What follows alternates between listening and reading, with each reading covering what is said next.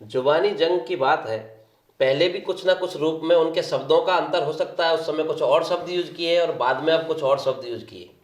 लेकिन अब तक जो बात थी कि इन्होंने मुखर होकर के पायलट साहब ने उनका इस बातों का जवाब नहीं दिया, लेकिन अब वो जवाब दे रहे हैं। रही बात अशोक गहलोत जी की, तो उन्होंने तो पहले भी बहुत कुछ कहा और अभी उन्होंने वो कोरोना का नाम दिया उस व्यक्ति को। अब उन्होंने शुद्धिकरण में उसका सजे हुए शब्दों में नाम दिया है, लेकिन उन्होंने पहले भी क्या क्या कहा है वो भी सबको जग जाहिर है, पूरे आम व्यक्ति को, आम जनता को पता है।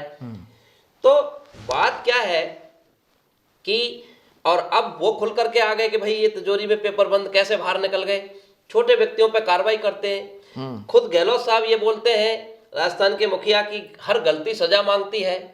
तो बताइए कोई छोटे व्यक्ति की कैसे हिम्मत हो सकती है जब तक उसके मुखिया की उस पर सहना हो। और वो ये भी बोलते हैं कि किसी अधिकारी या किसी नेता का कोई इन्वॉल्वमेंट नहीं है इस पेपर लीक मसले मैं यही कह रहा हूं कि ये बहुत सरासर बेईमानी है, ये जनता के साथ बेईमानी है, ये राजनीति की पराकाष्ठा की हद पार करने वाले बयान हैं। उनको सोचना चाहिए। इस विषय के लिए बोलने से पहले वो बोलते हर बार, उन्होंने बड़े बड़े जोर से बड़े बड़े इंटरव्यू दिए, साहब कहा हर गलती सजा मांगती है, हर गलती सजा मांगती है। मेरे जहम में और आम बच्चे बच्चे के जहम में ये शब्द चल रहे हैं राजस्थान की जनता के में कि हर गलती सजा मांगती है। तो वो गलती कब सजा मांगेगी जिस गलती का खामियाजा पूरा प्रदेश भुगत रहा है, मेरे प्रदेश के युवा भुगत रहे हैं। और उस गलती का असली सरगना कौन है? अगर कोई चीज की प्रदेश में कोई मंत्री या शासन अच्छा काम करता है तो उसका श्रेय किसको जाता है? मुखिया को जाता है ना। और इसी तरह जब कोई गलतियां होती हैं तो उसका भी श्रेय किसको जाना चाहिए? जो लोग बड़े मछलियां जो इस काम को कर रहे हैं, सरकार में मंत्री पदों पर बैठे हैं, जिन लोगों ने सरकारी आदमियों को हटा के प्राइवेट आदमी अपने इस काम में लगाए हैं, उन लोगों के ऊपर कार्रवाई के शब्द का एक कोई आज की कोई कड़ी तक नहीं पहुंची। और आम आदमी जो है, खुद जारोली जी जो माध्यमिक शिक्षा बोर्ड के अध्यक्ष थे, उन्होंने ये शब्द कहे कि मुझे तो राजनीतिक भेंट चढ़ाया गया है, काम तो कोई दूसरे का ही था, मैं तो खामा मेरे को बलि का बकरा बनाया गया है। ये बयान बीच में आए कि जनता नहीं समझ रही है, बहुत अच्छे से समझ रही है। तब जनता क्या चाह रही है? अब इनके दोनों के जनता जो चाह रही है, जनता को तो फैसला कर लिया जनता ने। तो अब आने वाले 2023 में जो चुनाव हो रहे हैं नवंबर दिसंबर में, उसमें सब परिणाम आपके सामने होगा। क्या परिणाम होगा वो सब चीज क्लियर होंगी। लेकिन अशोक गहलोत जी ने ये ठाना है कि मैं नहीं आऊंगा तो दूसरे को भी आने नहीं दूंगा। दूसरे के लिए इस पार्टी को ऐसा मटिया मैदान कर दूंगा कि दूसरा व्यक्ति कभी सपने में भी नहीं सोच सके कि इस पार्टी को पुनः खड़ा करने की लाइन पर विचार करे।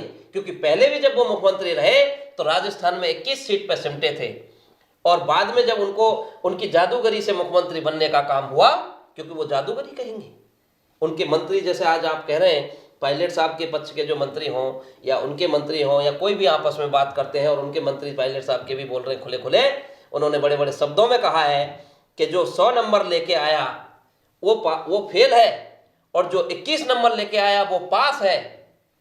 क्या कहेंगे इसको? उनकी सरकार के काबीना मंत्री के बयान है ये। तो इससे ज्यादा और क्या समझाने और समझने की जरूरत बच गई मेरे प्रदेश की जनता को प्रदीप भाई?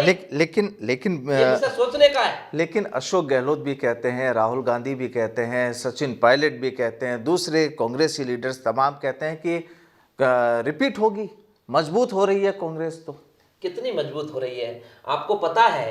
संगठन नाम की चीज नहीं है उनके पास। जुम्मा कल उन्होंने संगठन बनाया है, संगठन की ताबड़तोड़ लिस्ट जारी करी है। वो कितने दिन में क्या कारगर सिद्ध कर देंगे? कितना बड़ा जो है उनके पास, इतना बड़ा मादा है कि वो 4 दिन में इस पार्टी को पूरे 5 साल में तो कुछ नहीं कर पाए, और वो 4 दिन में बहुत बड़ा जादूगरी करके दिखा देंगे। जादूगरी से काम नहीं चलता। जनता धरातल पर जनता के साथ जुड़ने के लिए ग्राउंड पे काम करना पड़ता है, उनके साथ मिलना पड़ता है, उनकी भावनाओं से, उनके मुद्दों को लेकर के, विषयों को लेके घुलने में उनको 4 साल लग जाते हैं। अब नहीं होगा, अब तो चुनावी बिसात बिछ चुकी है। मैं आपको कह रहा हूं कि जो कभी भी कहते हैं ना, कभी दूध का जला छाछ को भी फूंक के पीता है। आदमी काम करता है, बड़ी ईमानदारी से, निष्ठा से काम करता है, और निष्ठा से काम करने वाले व्यक्ति को अगर कोई इनाम ना मिले तो कम से कम उसका मान सम्मान तो रहना चाहिए। उसको बराबर अपने साथ लेके तो चलना चाहिए। अगर साथ लेकर के ही हम नहीं चल सकते तो बेईमानी है सरासर उस व्यवस्था में। उस व्यवस्था को बिल्कुल पलट देने की बात होती है। जब अगर वो साथ लेके भी नहीं चल सके, उसका मान सम्मान भी नहीं रख सके, तो अरे इनाम तो बहुत दूर की बात है, मैं कहता हूं मान सम्मान तक नहीं बचा।